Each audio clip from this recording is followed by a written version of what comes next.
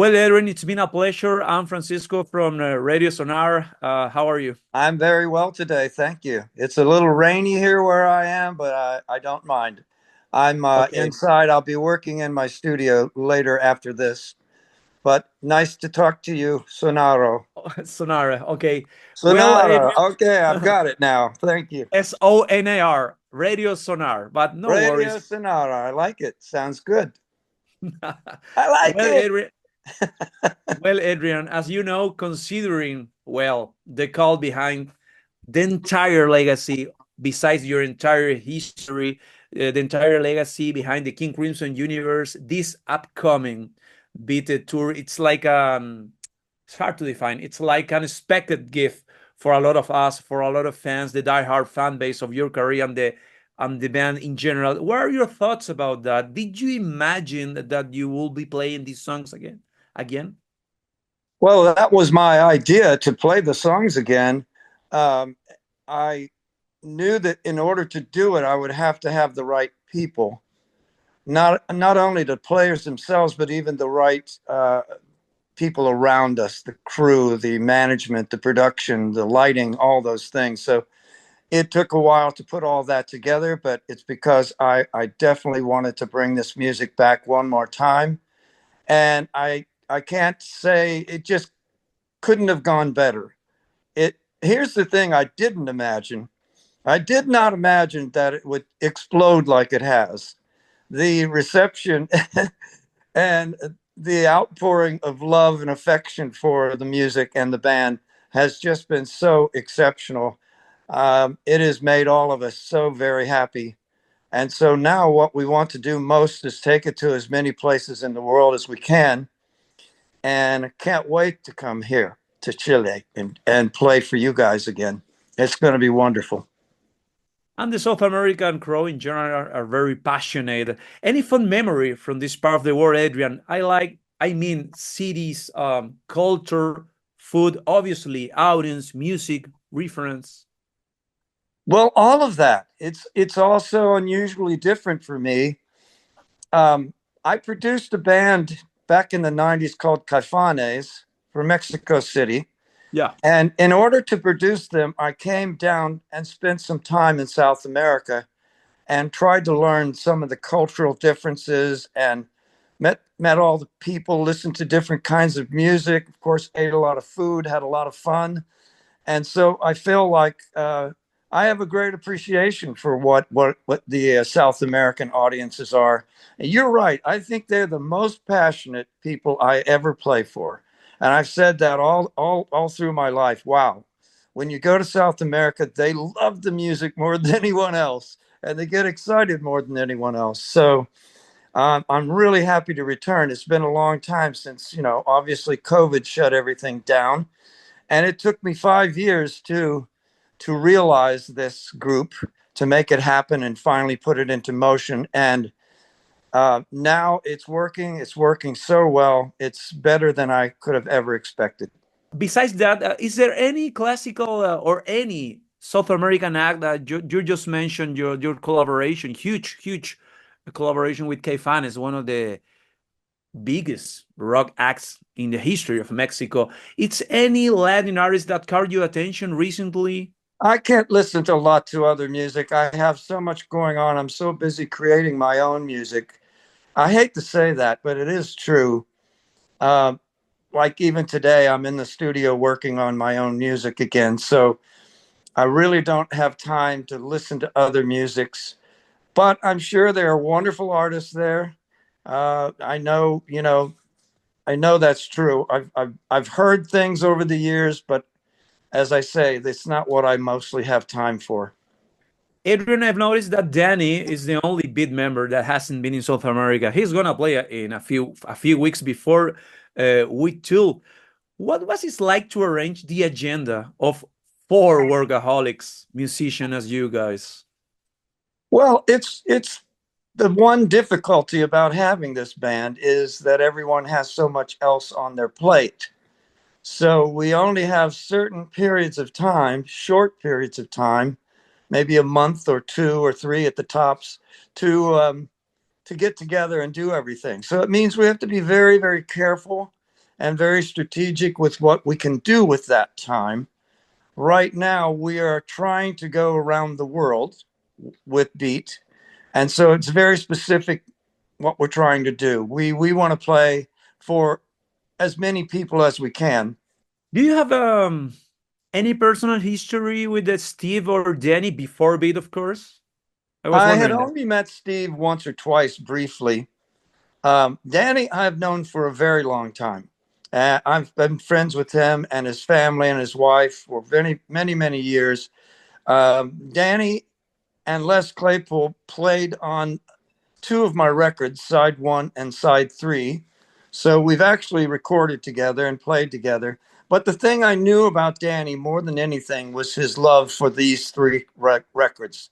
From the very beginning of our friendship, he expressed to me that these records changed his life. And the same is strangely true with Steve. When I asked Steve to be a part of this, he told me how much he loved Robert Fripp's playing on these records and how he was only afraid that he would be able to honor Robert Fripp's playing. And he's done more than that. He's made it his own too. What is the difference between playing with Robert and Steve Vai, like the teacher and the master? So the teacher and the student, sorry, dynamic. Well, playing with Robert, we were inventing the music together.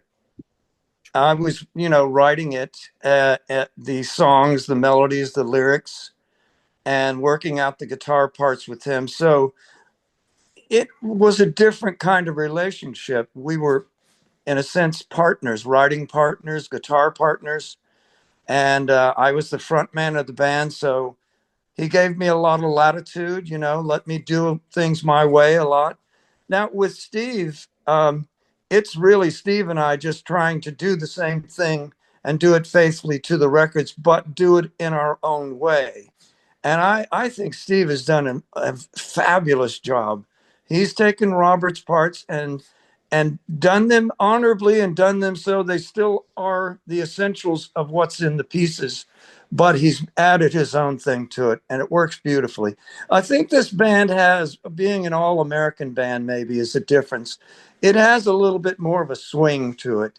It's a little looser and a little more fun, but the songs are perfect. I mean, are you approaching the material now with bit different than you did when you were in the last touring era of King Crimson? Besides this school that Steve, for example, brings on table. Well, what I'm doing personally is I decided that one thing you'd have to do to really give this music the similar attributes is you would need to have some of the old gear that I had then. So I went back in time and found all the old gear that I used then. The guitar synthesizers, I'm using one of the guitars I used from back then. I'm using one of the amps I had back then with King Crimson, and as much of the gear as I can from them. Only for certain things. The rest of the things, I'm using my modern setup that I've been using recently. And between those two things, it's like having two completely different guitar setups. So I'm able to visit the sounds of the past, but I'm also able to create new things. Um, I don't try to play solos the same way I did then. I try to make my solos be improvised and with the things that I do now. The singing, I try to recreate that very faithfully. And I think my singing voice is good or better than it was then. Glad to hear that. Can't wait to see those to see the experience on stage. You have collaborated, going back to one of your highlights, some of them. You have collaborated with several icons, such as David Bowie or Talking Heads. Well, David Bowie passed away a few years ago, and Talking Heads aren't playing anymore. I was wondering, is there any artist that caught your attention in a level or carry the torch on this universe between art and music as Bowie or David Bowie or David Byrne defended back in the day? I really don't think so, actually. I think they're both unique, so unique that they're irreplaceable, as is Frank Zappa, who I played with. So those are the kind of artists that I love working with, people who are so original and different. someone like Laurie Anderson or someone, those people like that. Trent Reznor. I can go. It's a long list of people that I've worked with that I feel that way about, and even some of the people in this band, all of the people in this band, I feel they're one of a kind musicians and creators that that's what I like about it. I like to be with people who take music somewhere else. David Bowie was so unique that I don't believe there'll ever be another one like him. Talking Heads is a once in a lifetime kind of band. I'm doing Talking Heads music with Jerry Harrison, as you might know, and an 11-piece band.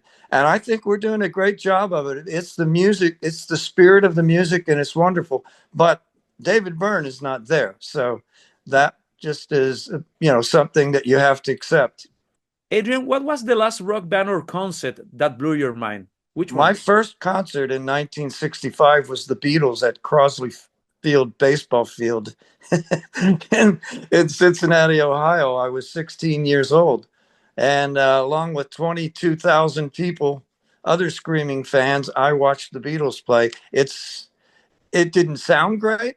You could barely hear it, but the spirit, the enthusiasm, it would make you cry. It made you so, you were so happy to hear that music and see those people. So I can relate to that when fans come and they're very, very happy to see the music and see the band and hear it. I relate to it because I went through that when I was 16, and it was really a driving force in my life. From that point on, I couldn't imagine doing anything other than music. Adrian, we are almost on time. I have a couple of questions. Another one behind your legacy, your huge legacy as an artist, as a musician. What memories do you have from Tracks Time? I was wondering if there any option to do something similar like this beat tour. Well, as you know, we're concentrating on these 3 records. I don't know what will happen in the future with Beat. Okay. What we want to do is tour the world first, and that'll be over by the end of the summer of 2026. And I think we'll just have to decide then where we go next. I have thought about trying to include something from Thrack, 1 or 2 songs, but we won't be able to do that now. We don't have time to rehearse it. But I think as we go along with the rest of the year and maybe into next year, I'd like to see us add a song like maybe Dinosaur or something like that. And have you thought about maybe do a special recording in South America?